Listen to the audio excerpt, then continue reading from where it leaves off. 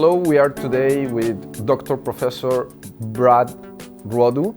Thanks to be with us. You have done a lot for vaping, harm reduction. And I want you to tell our audience what have been your field, what you have been doing in these areas. A short brief, then we will go further. Well, I was originally trained as an oral pathologist. And my job at a major cancer center at the University of Alabama, Birmingham in the States was to help in clinical diagnosis and treatment of many, many cancer patients, the majority of which were caused by smoking. So I developed a need to help those smokers who were unable or unwilling to quit everything to become abstinent. I was trying to help them avoid all of the bad diseases from smoking by switching to a much safer product. That's what brought me to the field, and I published my first research articles on this subject in 1994. Actually, you have reviewed a lot of studies that have shown harm coming from vaping, like the article of Pablo Olmedo about high level of metals. What you can tell me about this kind of study, especially the one of high levels of metal? Well, Dr. Farsalinos and I both looked at that study independently, and I had seen that they had measured the metals as if the vapor was exposed for the entire day to the metal in the vape. And so I saw that as a flaw in that study, and I knew, I've known Dr. Farsalinos for quite a long time. I contacted him, and he agreed, and we collaborated to write a report that would correct that false information, the impression that these were highly toxic metal concentrations. About that, because now in Latin America, Chile, Peru, Brazil, we are in the moment of discussing these matters. The thing of metals in the vaping, it's something that they are telling constantly to the politicians that are preparing the laws. What you can tell us about metals in the e-cigarettes? Are there a risk in metals on the e-cigarettes? Well, with anything that is a contaminant for any product taken inside our systems, we want to keep the concentrations as low as possible. And that's especially of concern with anything we breathe in, because it goes to the very sensitive membranes of the lung. But we should always compare anything like that with smoking. And smoking is such a risk for so many diseases because it contains such high levels of exactly all the same contaminants. So it's smoke that we should be comparing all of our other products to. And we know that smoke is dangerous. Now, I must admit, however, and this is something a little different from perhaps what you'll hear otherwise, even given how bad smoke is with its 7,000 chemicals, okay? A smoker must smoke for somewhere in the neighborhood of 20 to 30 or 35 years before they start to get all of these bad diseases. So even as bad as smoke is, it takes a long time to affect the human system. We're quite resistant to environmental chemicals.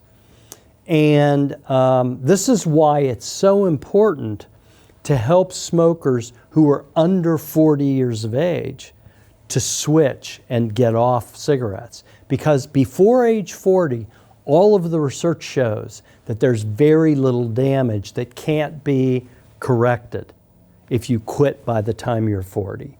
After that, it gets sequentially more and more risky.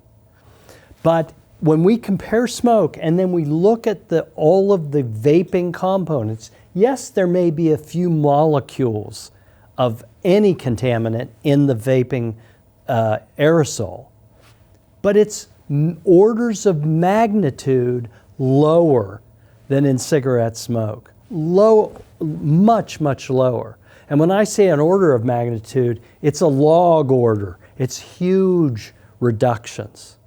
And so it's much, much safer. Other thing that it's coming to the same people that it's making the regulation, it's that e-cigarettes open the door for the kids to start smoking. What do you think about that? Well, of course, it's called in one word, gateway.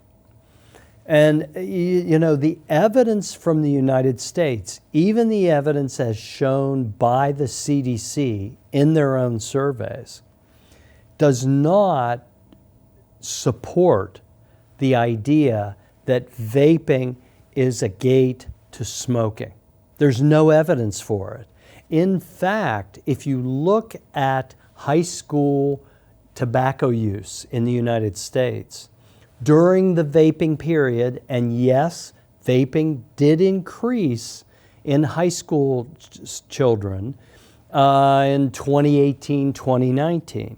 It did go up quite a bit. But at the same time, smoking actually fell even more. It was a steeper decline than it had been. How can vaping be a gateway if smoking's falling so dramatically?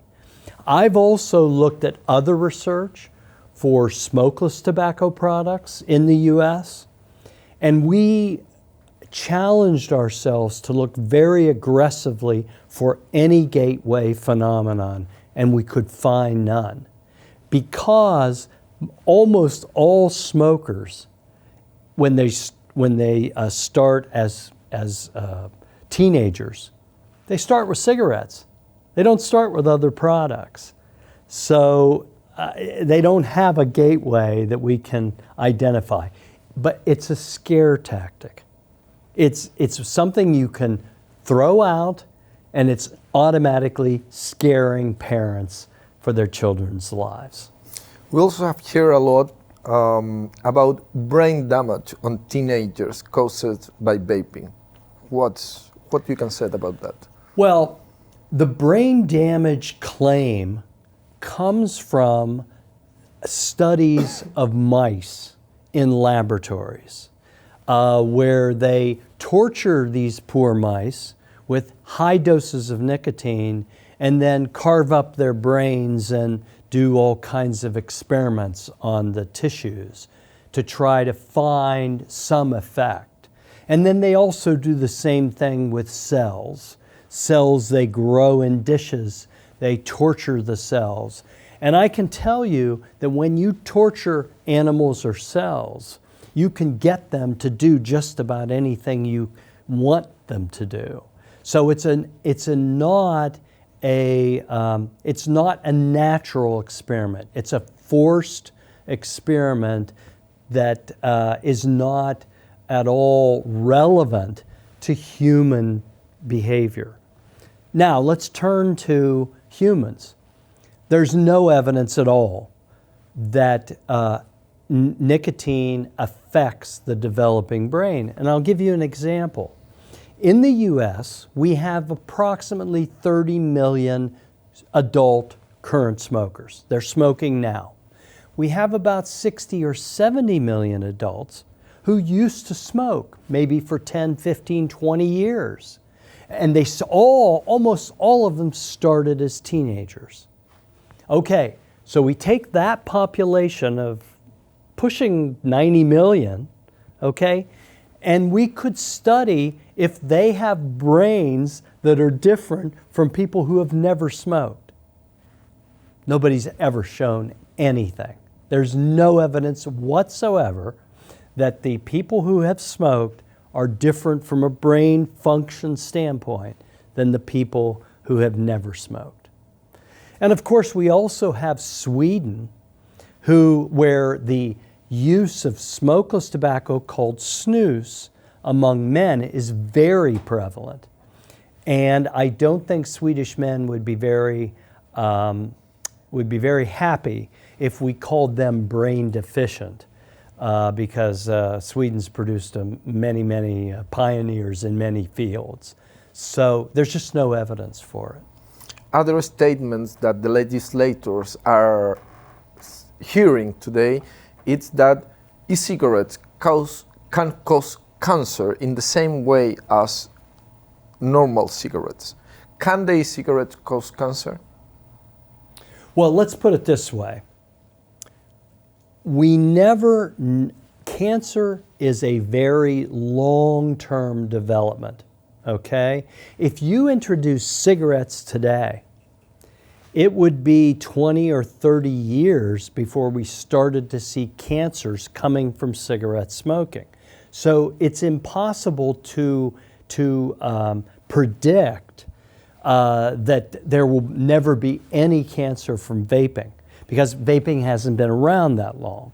However, we now know a lot more about the chemistry of cigarette smoke and how cancers develop.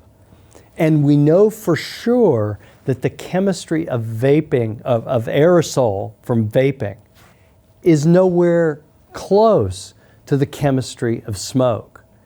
So authorities such as the Royal College of Physicians in the UK, one of the most prestigious and oldest medical societies in the world, they have said that the harms from vaping cannot possibly exceed 5% of the harms of smoking. And they've never confirmed any basis for vaping being a carcinogen or a cancer-causing agent. From your studies or your refutations or rejections of studies, what other things came to your mind that you have seen that you said there is something wrong here or it's false? Well, one of the most prominent examples was a study that was published in the Journal of the American Heart Association. The American Heart Association is a very prominent society in the US with a lot of influence. This study said that vaping caused heart attacks. And that's a very important finding. And we happen to have access to the same data as the investigators of that study. So we were able to just look and see what was going on with what were they reporting.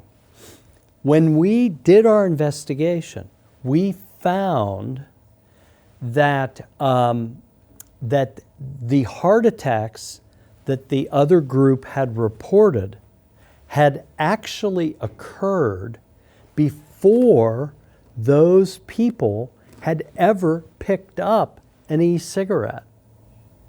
10 years before. Now, it's not possible that e-cigarettes are so dangerous that they cause heart attacks before you use them. It's an impossibility. And we were very concerned. We wrote the journal editors. We didn't get a reply. And we conducted further investigations. We published papers about this. I published blog entries in my blog. We felt this study needed to be retracted in order to protect vapers from thinking that they needed to go back to smoking. I mean, that's the danger here, is that when you exaggerate the risks of vaping, you'll just get people to move back to smoking, and you will kill people. So we felt that way about this paper, and we aggressively attacked it. And it was retracted several months later. We're talking about the study of Stanton glands. That's correct. Why do you think this kind of science, Stanton glands and others, first, do you think that this science is produced by mistake? And why it's coming out and being published? It's just they make a lot of mistakes, or there is something more? Something more. Something more. We found out that a reviewer, a peer reviewer of that study, had questioned when the heart attacks occurred and when people started vaping. That information was available in that data set. And we understand that the study authors dismissed the complaint. The peer reviewer's criticism just dismissed it. It's not valid. We took care of it. They didn't. So it wasn't by mistake. It was directly, sorry about that. It was not a mistake. It was, in my assessment, and I'm on record as this, I believe that study was fraudulent. It was false. And what moves you think those people to do this kind of stuff? Because we are talking about something that science said that could save life. Why someone like Stanton glands could want to harm the people? You know, they are placing the destruction of vaping over the diseases and deaths caused by smoking. They are focused on industry rather than on people. And they have decided, you know, they've done the most horrible mistake of a scientist. That is, they've written the conclusions, they've written the results of their research in their paper before they've actually conducted the experiments. And then they tweak the experiments to fit what they want to say. That's not how science operates, but that's what they're doing when they are, you know, these data sets are very complicated. So you can negotiate around the data and make it, you know, they say torture statistics long enough and it will say anything you want it to say. And that's what they're doing. When what they should be doing in reality is torturing their own work to make sure that it's accurate, to make sure it's true. That's what real scientists do. I can tell you, having published 70 articles, 70 papers in this field, and I'm up over 100 with the other fields, my biggest fear in my life is to publish something wrong so that somebody wants it retracted. That's a true scientist, it's his worst fear. And I don't think these people have any fears. I think they have only the need to publish what they want. There is something that it's being super used in every single country in Latin America, that it's the EVALI thing. What can you tell us about EVALI? Well, first of all, the name is ridiculous because it's electronic cigarette vaping induced lung disorder. It's a misnamed description of a problem not caused by e-cigarettes and vape products. This was and the reason, and this was proven now several years ago. Shortly, within months of the cases in the U.S., it was clear that EVALI was caused by vaping illegal THC or marijuana products. It was very clear to everyone except federal authorities at the CDC, who would never acknowledge that. And it was very frustrating, because not only was it hurting American vapors, who some of which may have gone back to cigarettes, but it was also not defining this problem was hurting marijuana consumers who didn't know that they were picking up bad products. And as you probably know, it was a product which had been diluted to make it go further by an agent that caused these bad lung diseases. And they were serious. There's no question about that. It was not a good disease. But our CDC is competent enough to chase a problem like this and determine what was its cause and take care of it very quickly. They do that with food poisonings and other rare infections and problems. They didn't do it here. And no one can figure out why it took so long. And they still haven't really acknowledged it or changed the name. That was I was going to ask how to explain that in Chile I was present in the moment that was the discussion in the Chamber of Deputies about e-cigarettes. And we have the person that represents the Minister of Health, and in her talk to the deputies, she talked about EVALI, and we are talking someone from the minister, representing the minister, like 6 months ago. Yeah. Why that happened? It's just lack of interest, it's that they don't know what they are doing, or something else? Well, I'm not blaming your ministry officials, because they're taking what should be authoritative information from our CDC and simply presenting it to your legislators. I'm not blaming her. I'm blaming our CDC for never having come out with a clear diagnosis and description of this problem.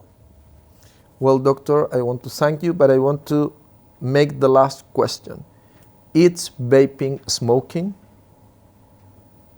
Of course not. Thank you. Thanks to be with us in Vaping and Not Smoking. Okay. Really thanks.